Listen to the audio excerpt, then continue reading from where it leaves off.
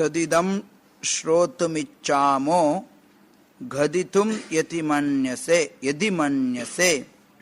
ப்ரூஹிண ஸ்ரத்ததானானாம் யஸ்ய ஞானம் அதாச்சுகஹ.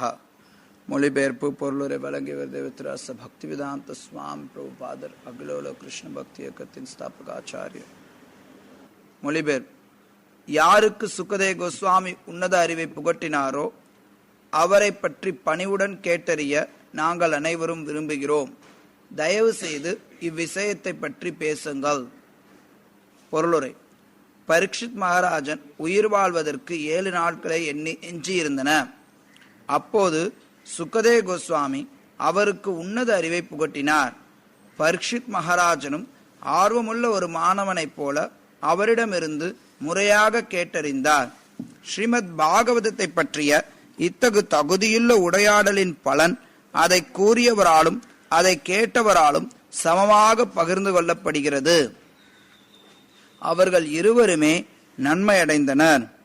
பகவானின் பக்தி தொண்டை அடைவதற்கு 9 உன்னதமான வழிமுறைகள் பாகவதத்தில் சிபாரிசு செய்யப்பட்டுள்ளன. அவை அனைத்தையுமோ அல்லது சிலவற்றையோ அல்லது ஒன்றையோ கூட சரியாக நிறைவேற்றுவதால் சமமான பலனை பெற முடியும். கூறுதல், கேட்டல் என்னும் முதல் 2 முக்கியமான முறைகளை சுகதேவ கோஸ்வாமியும் பரீட்சித் மகாராஜனும் சிறப்பாக நிறைவேற்றினர். எனவே புகழத்தக்க அவர்களது முயற்சியில் அவ்விருவருமே வெற்றியடைந்தனர்.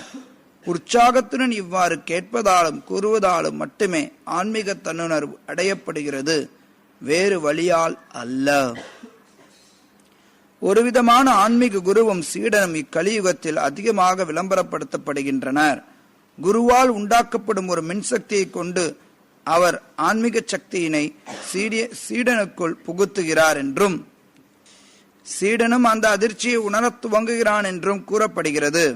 அதிர்ச்சியால் அவன் நினைவிழந்து விடுகிறான்.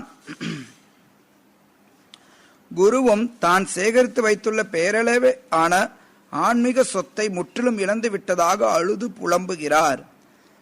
இக்கலியுகத்தில் இத்தகைய போலியான விளம்பரங்களும் கூட செய்யப்படுகின்றன. மேலும் இத்தகைய விளம்பரங்களுக்கு பரிதாபகரமான பொதுமக்கள் பலியாகின்றன. சுகதேவ கோஸ்வாமி மற்றும் பரீட்சித் மகாராஜரின் விவகாரங்களில் இத்தகைய நாடோடி கதைகளை நம்மால் காண முடியாது. மாமுனிவர் பக்தி ஸ்ரத்தையுடன் ஸ்ரீமத் பாகவதத்தை கூற ராஜரிஷியான அரசரும் அதை முறையாக கேட்டறிந்தார். அரசர் குருவிடமிருந்து எவ்விதமான மின்சார அதிர்ச்சியையும் உணரவில்லை. குருவிடமிருந்து அறிவை பெறும் பொழுது மூர்ச்சித்து விழவும் இல்லை. எனவே வேத அறிவாய் பொய்யாக பிரதிநிதிக்கும் சிலரால் செய்யப்படும் அதிகாரப்பூர்வமற்ற இத்தகைய விளம்பரங்களுக்கு ஒருவர் பலியாகிவிடக் கூடாது. பரீட்சித் மகாராஜன் மிகவும் ஆர்வத்துடன் சுகதேவ கோஸ்வாமியிடமிருந்து அறிவை கேட்டறிந்தார். எனவே பரீட்சித் மகாராஜனை பற்றி கேட்பதில் நைமிஷாரண்ய முனிவர்கள் அதிக மரியாதையை காட்டினர். தகுதியுள்ள ஆன்மீக குருவிடமிருந்து ஆர்வத்துடன் கேட்டறிவதே உன்னத அறிவை பெறுவதற்கான ஒரே வழியாகும். மேலும் அற்புதமான பலன்களை அடைவதற்கு மருத்துவ உதவியோ அல்லது ரகசியமான தியான முறையோ தேவையில்லை. இது மிகவும் எளிய முறையாகும். ஆனால் உண்மையாக முயல்பவர்களால் மட்டுமே விரும்பிய பலனை அடைய முடியும். ஸ்ரீமத் பாகவதத்தை பற்றி பேச சொல்லி பாகவதத்திலேயே நிறைய இடங்கள்ல வர்றதை நம்ம பார்க்கலாம். 2வது அத்தியாயத்துல பிரம்மதேவர் கிட்ட நாரதர் கேட்பார், பல விஷயங்களை கேட்பார். அதற்கு பதிலா பிரம்மதேவர் ஸ்ரீமத் பாகவதத்தை பேசுவார். அதே மாதிரி அவரோட பேர் என்ன, 3வது காண்டத்துல வர்றாரு, மைத்ரேய முனிவர் விதுரருக்கு பாகவதத்தை பேசுறார். இது முக்கியமானது. மித்ததெல்லாம் அங்கங்க சின்ன சின்னதா வரும். இதுக்குள்ளாரையே முக்கியமா பார்த்தோம் அப்படின்னா மைத்ரேயர் பாகவதத்தை பேசுறதுல இருந்தா ஒன்னொன்னா அப்படி அப்படியே தொடர்ந்து போயிட்டே இருக்கும். அது எல்லாத்தையும் சேர்த்து ஸ்ரீமத் பாகவதமா கொடுக்கணும்னு சொல்லி வியாசதேவர் கிட்ட நாரதர் சொல்றார். நாரதர் வியாசதேவர்கிட்ட நாரதர் சொல்றார்.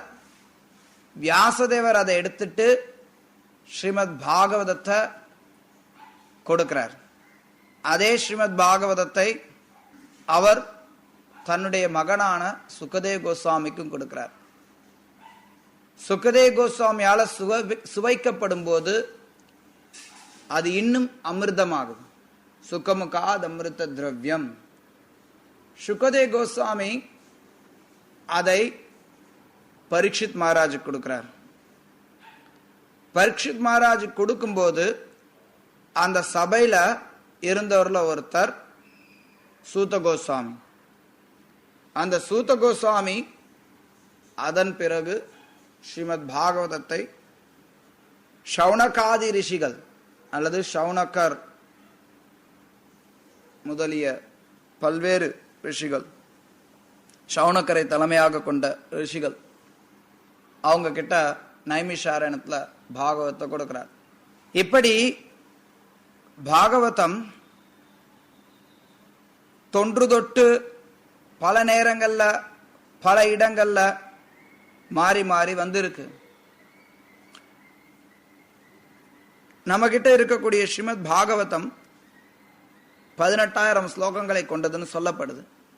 அதுலேயும் இன்றைக்கு முழுமையா 18,000 ஸ்லோகங்கள் இல்லை. தேவலோகத்தில் இருக்கக்கூடிய ஸ்ரீமத் பாகவதம் 1,00,000 ஸ்லோகங்களை கொண்டது. ஸ்ரீமத் பாகவதம் அப்படிங்கிறது பகவானை பற்றிய நேரடி வர்ணனை. இதை எந்த ரூபத்திலிருந்து ஒருத்தர் கேட்டாலும், அதாவது எந்த பகுதியை ஒருத்தர் கேட்டாலும் அது மகத்துவபூர்ணமானது. ஸ்ரீமத் பாகவதம் வேத ஞானத்தினுடைய கனிந்த பழம்னு சொல்லப்படுது. இது ஒரு பழமா இருக்கக்கூடிய காரணத்தினால இந்த பழத்தை எங்கிருந்து வேண்டுமானாலும் சுவைக்கலாம். ஒரு மாம்பழம் இருக்குன்னு வச்சுக்கோங்க. இந்த காலத்துல எல்லாம் மாறி போயிருக்கு. ஆனா மாம்பழத்தை நீங்க மேலையும் சுவைக்கலாம், கீழையும் சுவைக்கலாம், நடுவுலையும் சுவைக்கலாம், சுவையாகத்தான் இருக்கும். அது மாதிரி ஸ்ரீமத் பாகவதம் முழுக்க முழுக்க பகவானுக்கும் அவருடைய பக்தர்களுக்கும் இடையிலான உறவு முறைகளை, அன்பு பரிமாற்றங்களை விளக்கக்கூடியதா இருக்கு. அதனால யாரெல்லாம் ஸ்ரீமத் பாகவத்தை கேட்கிறாங்களோ அவங்க எல்லாரும் பயனடைகிறாங்க. எல்லாரும் கேட்கிறாங்க பாகவதத்தை. நீங்க பாருங்க, பாகவதம் முழுக்க அப்படியே நம்ம பார்த்தோம்னா ஒருத்தர் பேசுறாரு, இன்னொருத்தர் கேட்கிறார். இதுதான் இருக்கு. யாராவது ஒருத்தர் பேசுறாங்க பாகவதத்தை, இன்னொருத்தர் பாகவதத்தை கேட்கிறாங்க.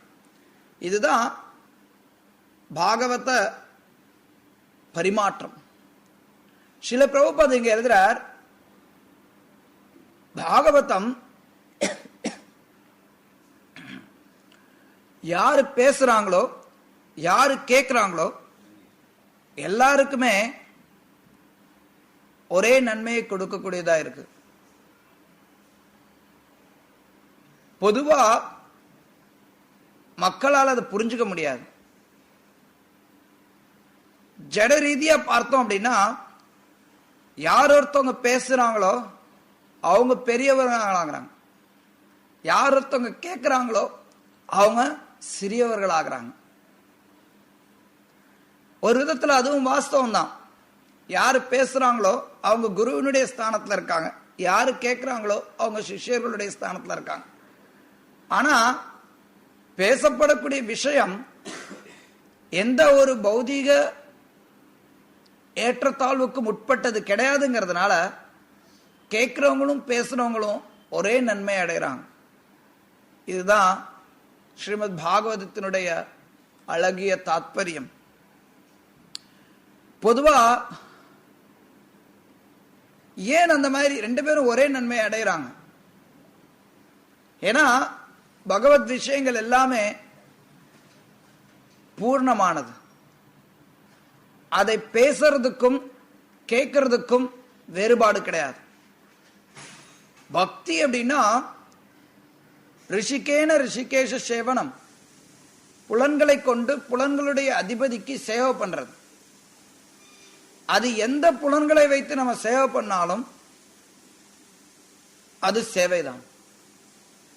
சில நேரங்கள்ல நம்ம கைகளை வைத்து சேவை பண்ணுவோம், சில நேரங்கள்ல நம்ம கால்களை வைத்து சேவை பண்ணலாம், சில நேரங்கள்ல காதுகளை வைத்து சேவை பண்ணலாம், சில நேரங்கள்ல வாயை வைத்து சேவை பண்ணலாம், சில நேரங்கள்ல நாக்கை வைத்து சேவை செய்யலாம், சில நேரங்கள்ல மூக்கை வைத்து சேவை செய்யலாம், கண்களை வைத்து சேவை செய்யலாம்.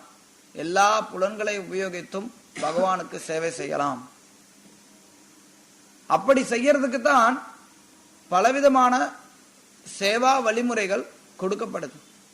ஸ்ரவணம், கீர்த்தனம், ஸ்மரணம், பாத சேவனம், அர்ச்சனம், வந்தனம், தாஸ்யம், சக்கியம், ஆத்ம நிவேதனம்.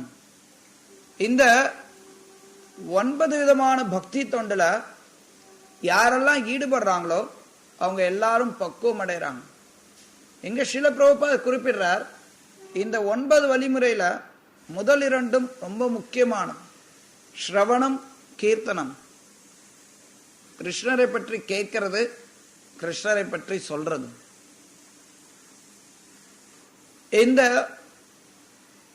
2 எந்த அளவிற்கு முக்கியமானது அப்படின்னா, இது ஒருத்தர்கிட்ட இருக்கக்கூடிய மறைந்திருக்கக்கூடிய பிரேமையை எழுப்பக்கூடியது. ஸ்ரீமத் பாகவதத்தினுடைய சாரம் 10வது காண்டம். அதுலயும் குறிப்பா சொல்லணும் அப்படின்னா, ஸ்ரீமத் பாகவத்ல இருக்கக்கூடிய 10வது காண்டத்தினுடைய சில குறிப்பிட்ட அத்தியாயங்கள், அது ஸ்ரீமத் பாகவதத்தினுடைய சாரமாக சொல்லப்படுது. நான் சொன்ன முதல்ல, ஸ்ரீமத் பாகவதம் ஒரு கனிந்த பழம், இது எங்க வேண்டுமானாலும் சுவைக்கலாம் அப்படின்னு. அதே சமயத்துல சில நேரங்கள்ல நம்ம ஆச்சாரியர்கள் சொல்றத கேட்கறது உண்டு, இந்த ஸ்ரீமத் பாகவதத்தினுடைய சாரமாக 10வது காண்டம் இருக்கிற பட்சத்திலையும் நேரடியாக 10வது காண்டத்தை அணுகக்கூடாது அப்படின்னு. இது ரெண்டையும் எப்படி நம்ம புரிஞ்சுக்கிறது? ஸ்ரீமத் பாகவதம் கனிந்த பழம், எங்க வேண்டுமானாலும் சுவைக்கலாம், ஆனா 10வது காண்டத்தை அணுகக்கூடாதுன்னு சொல்லப்படுது. ஏன் குறிப்பா ஏன் 10வது காண்டத்தை நேரடியா அணுக வேண்டாம்னு சொல்றாங்க அப்படின்னா, எதையும் தெரியாம ஸ்ரீமத் பாகவதத்தை அணுகும் போது அதனுடைய இனிமையை சுவைக்க இயலாது. ஸ்ரீமத் பாகவதம் முழுக்க இனிமையானது, ஆனா அந்த இனிமையை ஒருத்தரால சுவைக்க முடியாது. ஒருத்தருக்கு மஞ்ச காமால இருக்குன்னா பார்க்கறது எல்லாமே மஞ்சளா தான் தெரியும். அது மாதிரி யாருக்கு ஜட வியாதி இருக்கோ அவங்களுக்கு எதை பார்த்தாலும் ஜடமா தான் தெரியும், எதை பார்த்தாலும் ஜடத்தோட சம்பந்தமுடையதா தான் தெரியும். அதனால பகவானுடைய பகவத் தன்மைய முதல்ல தெரிஞ்சுக்க சொல்லி அறிவுறுத்துறாங்க ஆச்சாரியர்கள். பகவானுடைய மானுஷ்யத்தன்மை அது பகவானோட பகவத் தன்மையை காட்டிலும் உயர்ந்தது. அதாவது வேற விதத்துல சொல்லணும்னா, பகவான் பகவத் தன்மையில இருக்கார். அதாவது தன்னை வைகுண்ட பத்தியாக சர்வ ஐஸ்வர்யங்களோட எல்லா செல்வங்களோட பூர்ணமா இருக்கிறார். அப்படி அவரை பார்க்கும்போது உடனடியா எல்லாருக்குமே அவர் பகவான் அப்படிங்கறத அங்கீகரிக்க முடியும், எல்லாராலையும் அங்கீகரிக்க முடியும். யார் வேணாலும் பார்க்கலாம், அவர் பார்த்தறியோ பகவான். அதுவே அந்த பகவானுடைய மானுஷ்யத்தன்மைய அவ்வளவு எளிமையா புரிஞ்சுக்க முடியாது. ஆனா ஆச்சாரியர்கள் ஆழமா போய் விளக்கும் போது சொல்றாங்க, பகவானுடைய பகவத் தன்மையை காட்டிலும் அவருடைய மானுஷ்யத்தன்மை ரொம்ப உயர்ந்தது. கிருஷ்ணர் கீதையில சொல்றார், வஜானந்தி மாமூடா மானுஷீம் தனுமாஸ்ருதம் பரம்பா மஜானந்தோ மம மூத்த மகேஷம். அவர் சொல்ற பரம்பாவம், என்னுடைய இயற்கை எப்படிப்பட்டதுன்னா பரம்பாவம், மிக உயர்ந்த இயற்கை. உண்மையில பரம்பாவம் அப்படின்னா அந்த மானுஷத்தன்மை. அங்க கிருஷ்ணர் குறிப்பா தன்னை பற்றி சொல்றார். அவருடைய அந்த மானிட ரூபத்துல நான் வரும்போது மக்கள் என்ன புரிஞ்சுக்கிறது கிடையாது. இதை எப்படி வேணாலும் நம்ம பொருள் எடுத்துக்கலாம். கிருஷ்ணர் ரொம்ப பெரியவர்ங்கிறது மனுஷங்க உணராம இருக்கிறாங்கன்னு தெரிஞ்சுக்கலாம்.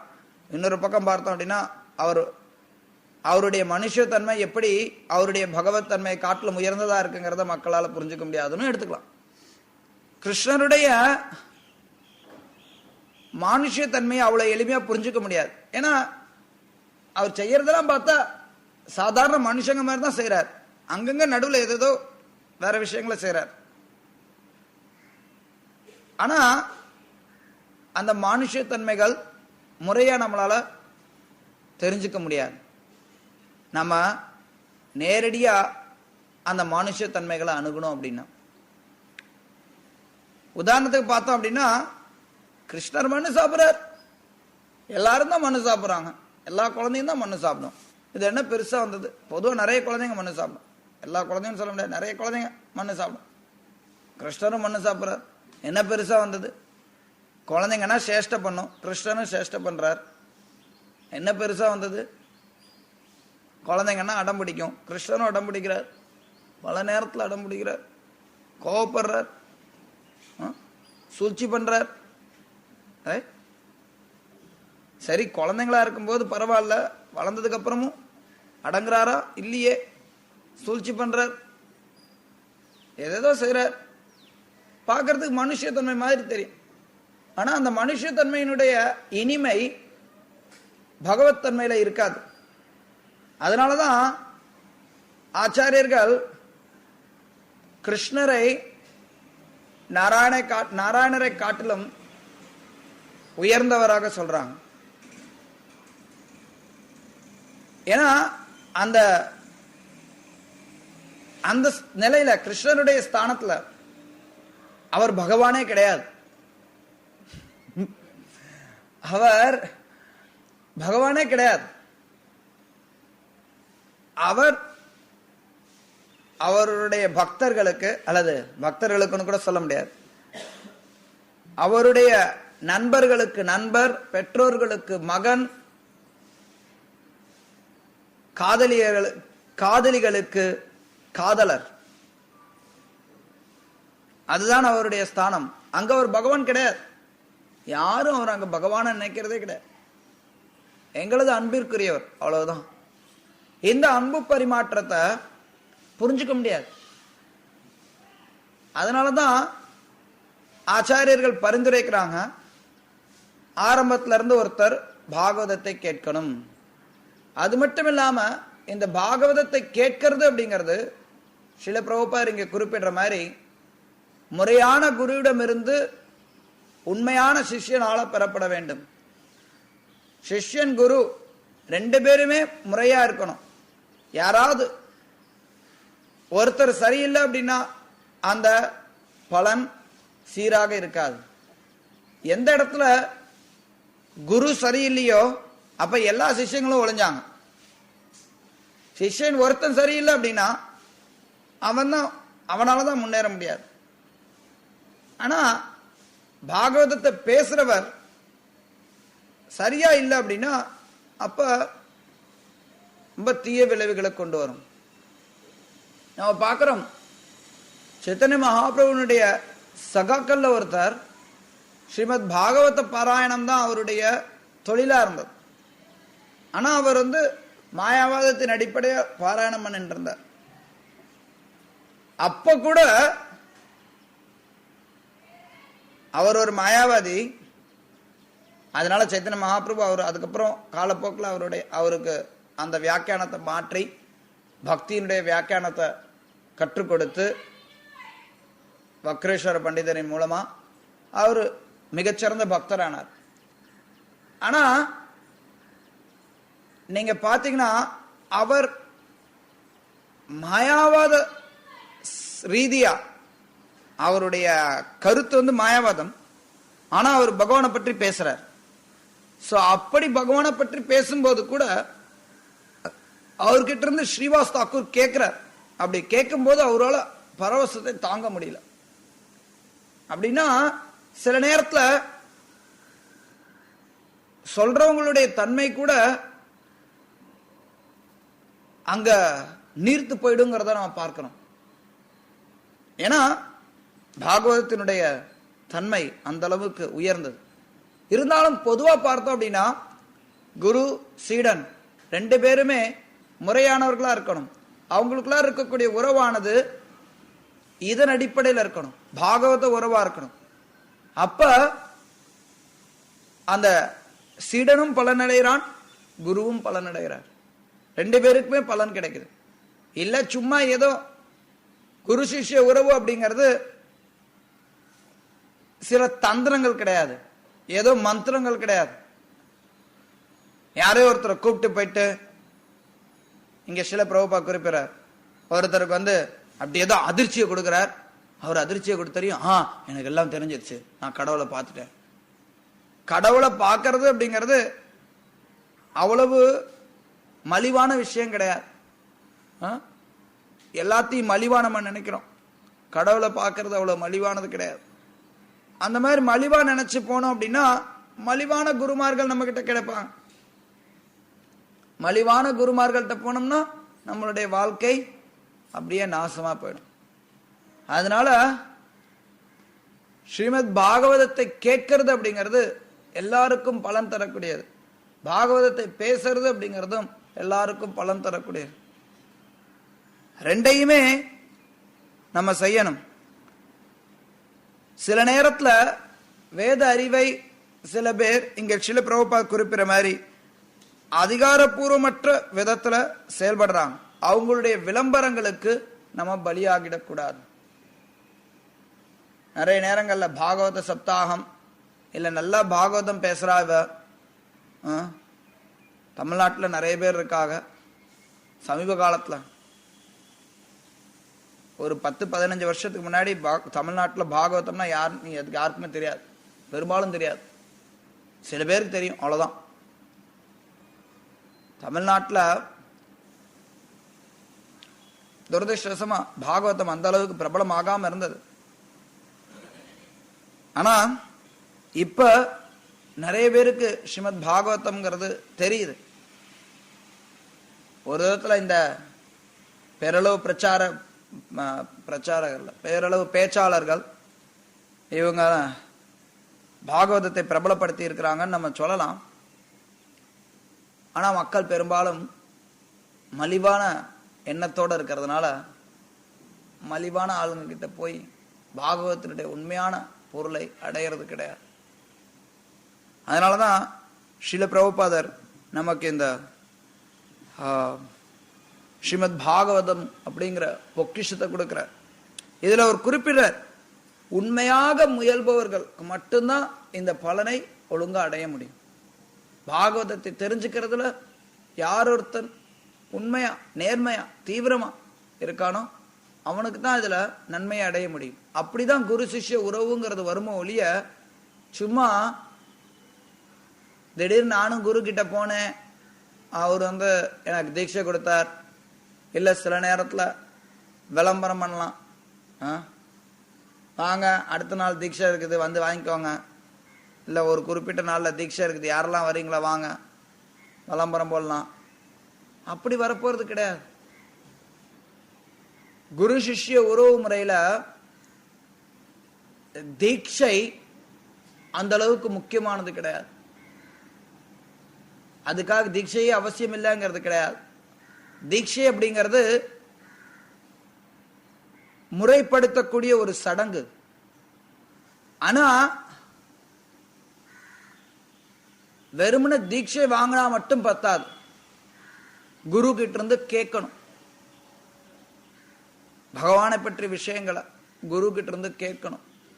அப்படி கேட்கும் போதுதான் அந்த திவ்ய ஞானம் வருது. திவ்யஜான் ஹிருதய பிரகோஷிதோ, தினமும் பாடணும். இதயத்துல கொடுக்கப்படுது. இதயத்துல கொடுக்கப்படுதுன்னா அப்ப இந்த திவ்ய ஜானத்துக்கு மற்ற ஞானத்துக்கு என்ன வித்தியாசம்? மற்ற ஞானம் இங்க மூளையில சேர்த்து வைக்கிறோம். நம்ம திவ்ய ஜானம் இதயத்துல கொடுக்கப்படுது. தேனே பிரம்ம ஹிருதயாதி கவையே, பிரம்மாவோட இதயத்துல கொடுக்கப்படுது. அதனால இந்த ஞானம் ஆன்மீக குருவால கொடுக்கப்படுது. எல்லாமே உள்ளடக்கம். இதுல ஆன்மீக குரு கிட்ட இருந்து கேட்கிறோம், பணிவோட சேவை பண்றோம், எல்லாம் இருக்கு. கிருஷ்ணர் வெறுமனப்பா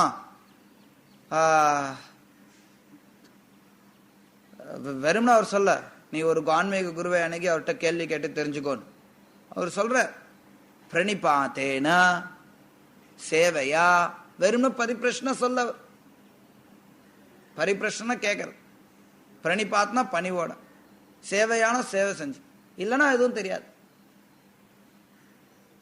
அத்த ஸ்ரீகிருஷ்ணநாமாதி நபவேத் கிராகம் இந்திரிய சேவன் முகோகி ஜீவாதம் ஸ்வயமேவ ஸ்புருத்தியது. சேவை பண்ணும்போது கிருஷ்ணர் திருப்தி அடைகிறார். அப்படி திருப்தி அடையும் போது உள்ள இருந்து வெளிப்படுத்தப்படுது. எஸ் தேவா பராபக்தி யதா தேவ ததா குரு தத் செய்த கத்திதகேத்த பிரகாசத்தை மகாத்மனா. யார் ஒருத்தங்களுக்கு ஆன்மீக குரு மேலையும் கிருஷ்ணர் மேலையும் சமமான உயர்ந்த அசையாத நம்பிக்கை இருக்கோ அவங்களுக்கு எல்லா விஷயங்களும் உள்ள வெளிப்படுத்தப்படுது. சோ அப்ப குரு சிஷ்ய உறவுங்கிறது உள்ளதான் இருக்கு. அதுக்காக எல்லாமே உள்ளதாங்கிறதும் கிடையாது. அதனால சேவன் சொல்லப்படும். பணிவோட ஒருத்தர் குரு அணுகும் போது அப்ப அவர் குருவினால ஆசீர்வதிக்கப்படுறார். எப்ப ஒருத்தர் குருவினால ஆசீர்வதிக்கப்படுறாரோ அப்ப அவரால் செய்ய முடியாத காரியங்கள் எல்லாம் செய்ய முடியும். முகம் கரோதி வாசாலம் பங்கும் லங்காயத்தே கிரிம் யக்பாதமஹம் வந்தம் ஸ்ரீகுரும் தீனதாரினம். எப்போ ஒருத்தர் குருவினுடைய கருணை இருக்கோ அப்ப ஒரு முடவன் கூட மலையேற முடியும், ஒரு ஊமை கூட ரொம்ப அழகா பாட முடியும். அது நம்மளுடைய ஆர்வத்தை பொறுத்து இருக்கு, நம்மளுடைய நேர்மையை பொறுத்து இருக்கு. நம்ம எந்த அளவிற்கு தீவிரமா இருக்குமோ அந்த அளவிற்கு நம்ம பாகவத தத்துவத்தை உண்மையாக பெற முடியும். இங்க பரீட்சித் மகாராஜருக்கும் சுகதேவ கோஸ்வாமிக்கும் அதுதான் உறவு. பரீட்சித் மகாராஜ் வந்துட்டு சுகதேவ கோஸ்வாமிட்ட, சுகதேவ கோஸ்வாமி, நான் 7 நாள்ல சாக போறேன், எனக்கு மோட்சம் கொடுங்க, என்ன உங்களுடைய சிஷ்யனா ஏத்துக்கோங்க. சரி, ஓகே, சிஷ்யனா ஆயிட்ட, ஓகே, என்ன சிஷ்யனை ஏத்துட்டீங்கல்ல, நான் எனக்கு மோட்சம் உறுதி, நான் கிளம்புறேன், பாய் பாய் அப்படின்ட்டு அவர் போகல. தொடர்ந்து கேட்கிறார் 7 நாள், இரவு பகல, தாகம், பசி, வெப்பம், குளிர் எதுவுமே பாதிக்கல பாகவதம் கேட்கிறவங்க. ஸோ அப்போ அந்த அளவுக்கு அவர் தீவிரமா இருக்கிறதா அவருக்கு அந்த அளவுக்கு நன்மையும் கிடைக்குது. சுகதேவ கோஸ்வாமி எந்த பலனை அடைஞ்சாரோ அதே பலனை பரீட்சித் மகாராஜனும் அடைகிறார். இதுதான் பூர்ணத்துவத்தினுடைய தன்மை. இதை பற்றி பேசுறவங்களும் சரி கேட்கிறவங்களும் சரி ஒரே விதமான பலனை அடைகிறாங்க. அதனால தொடர்ந்து ஸ்ரீமத் பாகவதத்தை நாம படித்து கேட்கறதுல ஆர்வமுடையவர்களா இருக்கணும். ஹரே கிருஷ்ணா. ஏதாவது கேள்விகள் இருந்தா கேட்கலாம். வந்தனம்.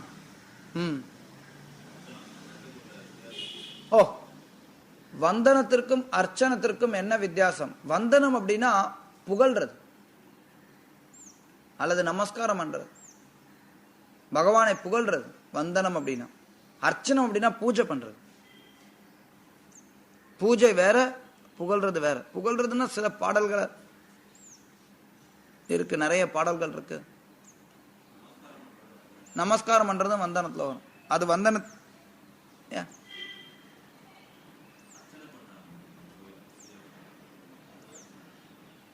அர்ச்சனை அப்படின்னா கோயிலில் வந்து டிங்கு டிங்குன்னு 5 ரூபா காசை வாங்கிட்டு ஒரு அர்ச்சனை பண்ணி தராங்களே, அந்த அர்ச்சனையாங்கிறது கிடையாது. அது கிடையாது.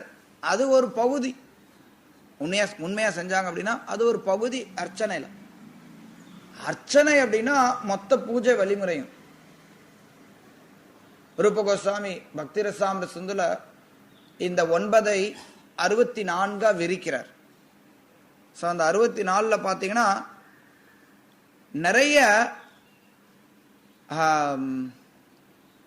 நிறைய அங்கங்கள் அர்ச்சனையை சார்ந்தவை.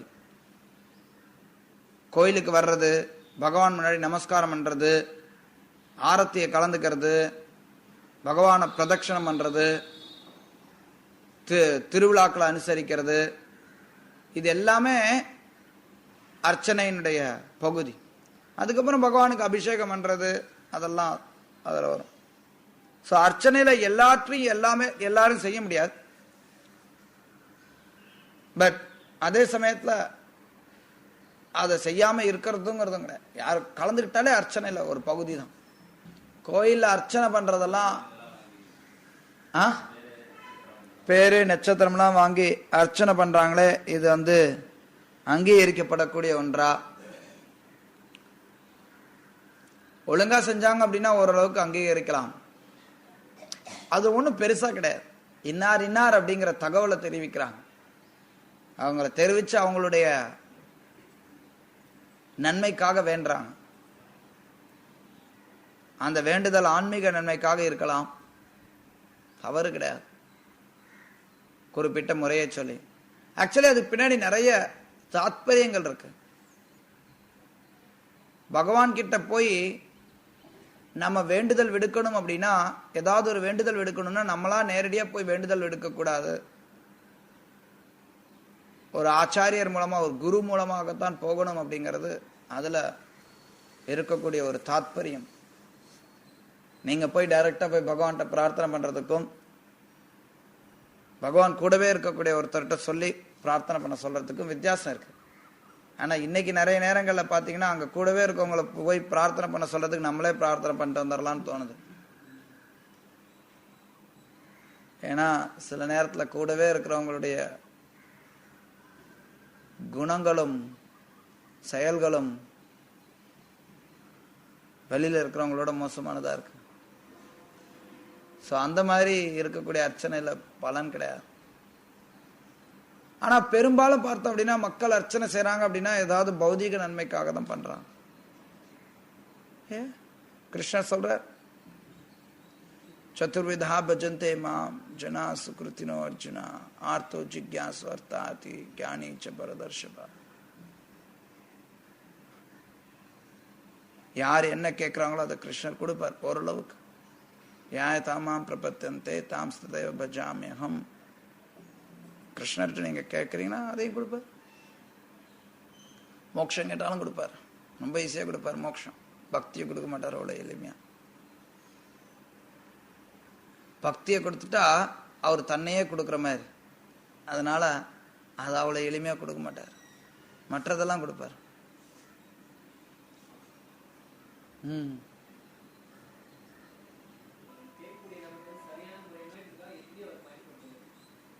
கேட்கக்கூடிய நபரும் சரியான நபரா இருக்கணும் அப்படின்னு சொல்ற பட்சத்துல, சரியான நபர்னா என்ன?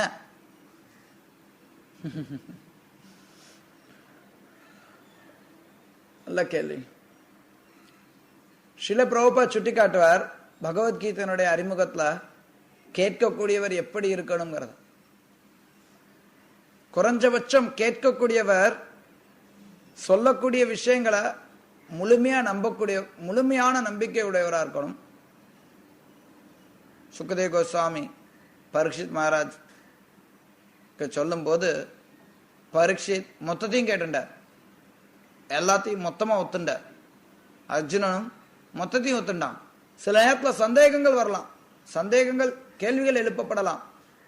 ஆனா அந்த கேள்விகளானது ஏதோ சவாலிடக்கூடிய தொனியில எழுப்பப்படக்கூடியது கிடையாது. ஒரு சிஷ்யனாக பணிவாக கிருஷ்ணர் கிட்ட இருந்து, அவருடைய பிரதிநிதி கிட்ட இருந்து கேள்விகளை கேட்டு தெரிந்து கொள்ளலாம். அதுதான் வழிமுறை. அதுதான் கிருஷ்ணர் சொல்ற பரிப்பிரஷ்னேன அப்படின்னா கேள்வி கேட்க. சோ அதுல தவறு கிடையாது. அதே சமயத்துல ஒரு குருவினுடைய முதல்ல ஒரு குருவை ஏற்கிறதுக்கு முன்னாடி சிஷ்யனானவன் அவர் அதிகாரப்பூர்வமானவரா அங்கீகரிக்கப்பட்டவராங்கிறத தெரிஞ்சுக்கிறான். அவரை ஏற்ற பிறகு அவருடைய அதிகாரத்தன்மையில அவன் சந்தேகம் கொள்ளக்கூடாது. அப்படி அதிகாரத்தன்மையில சந்தேகம் அவனுக்கு இருந்ததுன்னா அப்ப அவனால பூர்ண பலனை அடைய முடியாது. பல விஷயங்கள் நிறைய சொல்லலாம். சிஷ்யன் எப்படி இருக்கணுங்கிறது சில பிரபுபா நிறைய நேரத்தில் நிறைய சொல்லியிருக்கார். ஒரு சீடனானவன் முறையான சீடன் எப்படி இருக்கணும். பரிஷித் மகாராஜ்ல சில உதாரணங்கள் நம்ம இப்ப பார்க்கலாம். அதே மாதிரி பரிஷித் மகாராஜ் சுக்கதேவ கோஸ்வாமி சொன்னதை முழுமையா எடுத்துக்கிறார். சில நேரத்துல சுக்கதேவ கோஸ்வாமிகிட்ட கேள்வி கேட்கிறார். நீங்க இப்படி சொல்றீங்க, ஆனா அது எனக்கு சரியா படலையே, இல்ல கிருஷ்ணர் இப்படி செஞ்சார், ஏன் செஞ்சார்? இது மாதிரி நிறைய கேள்விகளை பரிஷித் மகாராஜ் கேட்கிறார். அர்ஜுனனும் கேட்கிறான், கிருஷ்ணா நீயும் நானும் ஒரே வயசுதான், நீ எப்படி பல கோடி வருஷத்துக்கு முன்னாடி சூரிய தேவனுக்கு உபதேசம் பண்ண, இது எப்படி நான் நம்புறது? சரி எல்லாமே நீதான் சொல்லி வாயில சொல்லிட்ட, நான் எப்படி நம்புறது? கிருஷ்ணன் அதுக்கப்புறம் விஸ்வரூபத்தை காட்டுறார். சோ இதெல்லாம் அவநம்பிக்கையினால எழக்கூடிய கேள்வி கிடையாது. இது நம்பிக்கையோட தெளிவுபடுத்துறதுக்காக சில நேரத்தில் மற்றவர்களுடைய நன்மைக்காகவும் எழுப்பப்படக்கூடியதாக இருக்கும். எப்படி பார்த்தாலும் ஒரு சீடன் அப்படிங்கிறவன் எப்படி அர்ஜுனன் சொல்றானோ, நஷ்டோ மோகோ ஸ்மிருதி லப்த்வா எம்மா மதசி கேசவா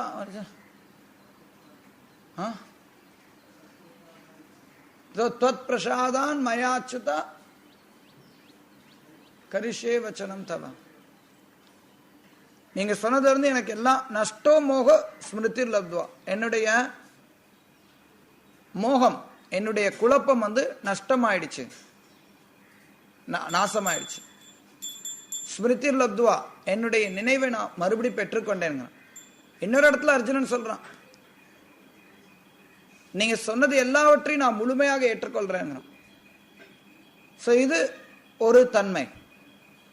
அதே மாதிரி ஆச்சாரியர் மேல இருக்கக்கூடிய நம்பிக்கை, அசையாத நம்பிக்கை இன்னொரு குணம். கவனமா கேட்கறது இன்னொரு குணம். ஒரு பக்கம் கேட்டுட்டு இன்னொரு பக்கம் பௌதிக பற்றுதலோட இல்லாம இருக்கிறது இன்னொரு அவசியம். நான் பாகவதம் கேட்பேன், ஆனா என்னுடைய வாழ்க்கையை மாத்திக்க மாட்டேன் அப்படின்னு பிடிவாதமா இருந்தோம் அப்படின்னா அப்ப பாகவதம் கேட்டு என்ன பலன்? இல்ல. அதாவது இப்ப நம்ம நாம ஜபம்லாம் பண்றோம், நாம ஜபத்துல 10 அபராதம் சொல்றோம். அது என்ன சொல்லப்படுது? ஹரிநாம கீர்த்தனத்துல இருக்கக்கூடிய 10 அபராதங்கள்னு சொல்லுது. சரியா? சோ இது நாம ஜபம் அப்படிங்கிறது நாம கீர்த்தனம், ரைட்? கீர்த்தனத்துல பகவானுடைய நாமத்தை சொல்லும் போது தவிர்க்க வேண்டிய 10 அபராதங்கள்னு சொல்லுது. இது நாம கீர்த்தனத்துக்கும் பொருந்தும், குண கீர்த்தனத்துக்கும் பொருந்தும், ரூப கீர்த்தனத்துக்கும் பொருந்தும், லீலா கீர்த்தனத்துக்கும் பொருந்தும். பாகவதமானது அது எல்லாவற்றுக்கும் பொருந்தது. அதாவது பகவானுடைய குண நாம ரூப குண லீலைகள் அடங்கியதுதான் ஸ்ரீமத் பாகவதம். அந்த 10 அபராதங்கள் பாகவதத்துக்கும் பொருந்தும். பாகவதரை நிந்திக்க கூடாது. பாகவதம் படிச்சுக்கிட்டே நம்ம சரி பாகவதம் கிருஷ்ணரை சொல்லுது, சிவபுராணம் சிவபெருமான சொல்லுது, எல்லாம் ஒண்ணுதான் நினைக்க கூடாது. பாகவதம் நமக்கு சொல்லித்தர ஆச்சாரியரை நம்ம நிந்திக்க கூடாது. பாகவத்தை ஒரு சாதாரண சாஸ்திரமா நினைக்க கூடாது. எல்லாமே பொருந்தும், எல்லாமே பொருந்தும், பாகவதத்துக்கும் பொருந்தும். இதெல்லாம் சில தன்மைகள் நிறைய இருக்கு. ஒரு புஸ்தகமே இருக்கு இஸ்கான்ல, ஆங்கிலத்தில் இருக்கு, தமிழ்ல இல்ல. ஆன்மீக குரு சீடர்கள்னு. அதுல நிறைய தகவல்கள் இருக்கு. பக்குவமான சீடன் ஆகிறது அப்படிங்கிறது எடுத்தறிய முடியாத காரியமும் கூட. பக்குவமான சீடனா இருந்துட்டோம் அப்படின்னா உண்மையில யாருமே பக்குவமான சீடன் ஆகவும் முடியாது. எவன் ஒருத்தன் பக்குவமான சீடன் நான் அப்படின்னு நினைக்கிறானோ அப்ப அவன் உடனே குருவாயிடுறான். அப்படின்னா என்ன, அவன் உடனே காருவாயிடுறான். பக்தி சித்தாந்த சரஸ்வதி டாக்டர் சொல்லுவார், யார் ஒருத்தன் தன்னை குருன்னு நினைக்கிறானோ அவன் காருன்னா ஆடு, இன்னொரு விதத்தை சொன்னா மிருகம் ஆயிடும். ஸ்ரீ சைத்தன்ய மகாபிரபு சொல்லுவார், அவர் சாக்ஷாத் பகவான், ஆனா அவர் எப்பவுமே தன்னை தன்னுடைய குரு முன்னாடி ஒரு மூர்க்கனாகவே வைத்துக் கொள்வார். ஒரு சிஷ்யன் எப்பவுமே தன்னை மூர்க்கனாக வச்சுக்கிட்டு கேட்கும் போது அதிகமான பலனை அடைய முடியும். தன்னை புத்திசாலியா வச்சுட்டு கேட்டான் அப்படின்னா அப்ப எல்லாம் அப்படி மேலதான் போகும். எல்லாம் எதுவும் உள்ள இறங்காது, ஆழமா எல்லாம் அப்படி மேலோட்டமா போயிட்டே இருக்கும்.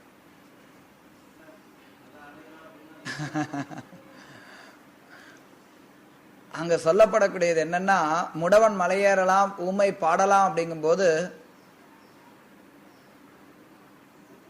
நினைச்சு பார்க்க முடியாத செயல்கள் நடைபெறும். அதுதான் அதனுடைய தாத்பரியம். நினைத்து பார்க்க முடியாத செயல்கள்,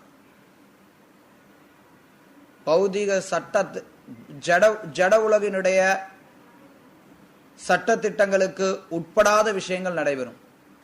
ஜட இயற்கைக்குன்னு ஒரு சட்டம் இருக்குப்பா, இதுன்னா இப்படிதான் செயல்படுங்கிறது. அந்த சட்டம் மாறும். அந்த சட்டம் மாறும். எப்படி மாறும்? எப்படி வேணாலும் மாறலாம். அதுதான் தாத்பரியம். எப்படி வேணாலும் மாறலாம். நம்ம இப்படி மாறுமா அப்படி மாறுமான்னு நினைக்கலாம், ஆனா எப்படி வேணாலும் மாறலாம். கிருஷ்ணர் எப்படி வேணாலும் எதை வேணாலும் மாத்துவார்.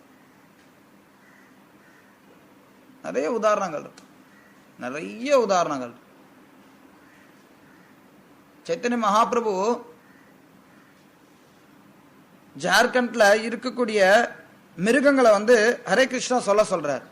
அதுங்க ஹரே கிருஷ்ணா சொல்லுங்க. எப்படி சில பேர் கேட்பான், எப்படிங்க சிங்கம் எப்படி ஹரே கிருஷ்ணா சொல்லும், அதுக்கு பேச தெரியுமா?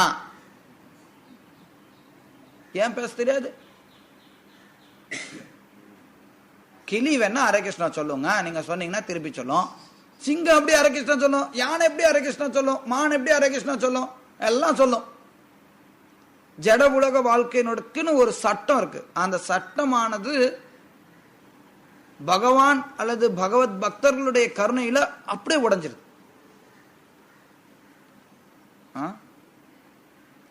சில பிரபுபாதா தான் சொல்றார், எப்படி இந்த மேற்கத்திய நாடுக்காரங்கெல்லாம் ஜபம் பண்ண போறாங்க ஹரே கிருஷ்ணாவை. அவர் பாடுவார் மார்க்கினே பாகவத தர்மம் பாட்டுல, எப்படி இவங்கெல்லாம் ஹரே கிருஷ்ணா சொல்ல போறாங்க தெரியல. நான் உன்னுடைய கையில இருக்கக்கூடிய பொம்மை மாதிரி என்னை ஏதோ ஒரு காரணத்துக்காக நீங்க கொண்டு வந்திருக்க, என்னை எப்படி ஆட்டணும்னு நினைக்கிறியோ ஆட்டி வை, அவ்வளவுதான். உண்மையிலே பாருங்க, சில பிரபுபாத நிறைய நேரத்தில் சுட்டி காட்டார், இந்த முக்கம் கரோத்தி மாச்சாலம் பங்கும் லங்காயத்தை கிரியும், இதுக்கான தாத்பரியத்தை சொல்லு நிறைய தடவை சொல்லியிருக்க பிரபுபாத். என்னுடைய குருவினுடைய கருணையினால என்னால இன்னைக்கு உலகம் முழுக்க கிருஷ்ண பக்தியை பரப்ப முடிஞ்சது. அசாதாரணமான விஷயங்கள், கண்டிப்பா சாத்தியமே இல்ல. இன்னைக்கு யோசிச்சு பார்த்தோம்னா நாம தனிப்பட்ட முறையில் ஒவ்வொருத்தரும் உணரலாம், எப்படி பிரபுபாதர் நம்மளை கூட காப்பாத்தி இருக்கிறாரு. அதனாலதான் சில பிரபுபாதர், நான் 2 நாளைக்கு முன்னாடி 2 நாள் நேத்தம் மொழிபெயர்த்துட்டு இருக்கும்போது அதுல பிரபுபாதர் எழுதுறார், சைத்தன்ய மகாபிரபு எந்த ஒரு வேற்றுமையும் பார்க்கறது கிடையாது. பிரச்சாரம் பண்ணும்போது இவன் தகுதியுடையவனா தகுதி இல்லாதவனா எதையும் பார்க்கறது கிடையாது, எல்லாருக்கும் கொடுக்கிறார் அவருடைய கருணைய. ஒரு பிரச்சாரகனும் அப்படிதான் இருக்கணும், எந்த ஒரு வேற்றுமையும் பார்க்க கூடாது. பிரச்சாரம் பண்ணும்போது எல்லாருக்கும் பிரச்சாரம் பண்றோம், எடுத்துக்கிறவன் எடுத்துக்கட்டும். யாரு எடுத்துப்பான் யாரு எடுத்துக்க மாட்டான் நமக்கு தெரியாது. அவன் வாழ்க்கை ஃபுல்லா குடிகாரனா இருந்திருப்பான், பெண் பித்தனா இருந்திருப்பான், எப்படி வேணாலும் இருந்திருக்கலாம். ஆனா குரு கிருஷ்ணருடைய கருணை எப்படி வேணாலும் ஒருத்தரை மாத்தும். அதுதான் அதனுடைய தாத்பரியம். பௌதிகமா கூட மாறலாம், அதுக்கும் நிறைய வாய்ப்பு இருக்கு. பௌதிகமாவே கூட முடவன் மலை ஏறலாம், ஏன் முடியாது? அதுக்கும் சில உதாரணங்கள் இருக்கு. ஓகே, ஹரே கிருஷ்ண. ஏன் அதான் நான் சொன்னேன், ஆன்மீக குருக்கு முன்னாடி சிஷ்யன் எப்பவுமே ஒரு முட்டாளா இருக்கும். இல்லைன்னா தன்னை புத்திசாலின்னு நினைச்சான்னா உள்ள எதுவும் இறங்காது. அப்ப கிருஷ்ணர் புரிய வைப்பார் சில நேரத்துல, நீ புத்திசாலி இல்லடா, நீ முட்டாள் தாண்டான்னு. பிரம்மாவுக்கு புரிய வச்ச மாதிரி. பிரம்மா நினைச்சா நான் சிருஷ்டிகர்த்தா, எனக்கு எல்லாம் தெரியும், இது என்ன வித்தியாசமா இருக்குதே கிருஷ்ணர் நினைச்சா. அப்படியா, சரி, ஓகே. பிரம்மாவையே குழப்பினார். ஓகே, ஹரே கிருஷ்ண. ஸ்ரீமத் பாகவதம் கி ஜெய், ஸ்ரீல பிரபுபாத் கி ஜெய்.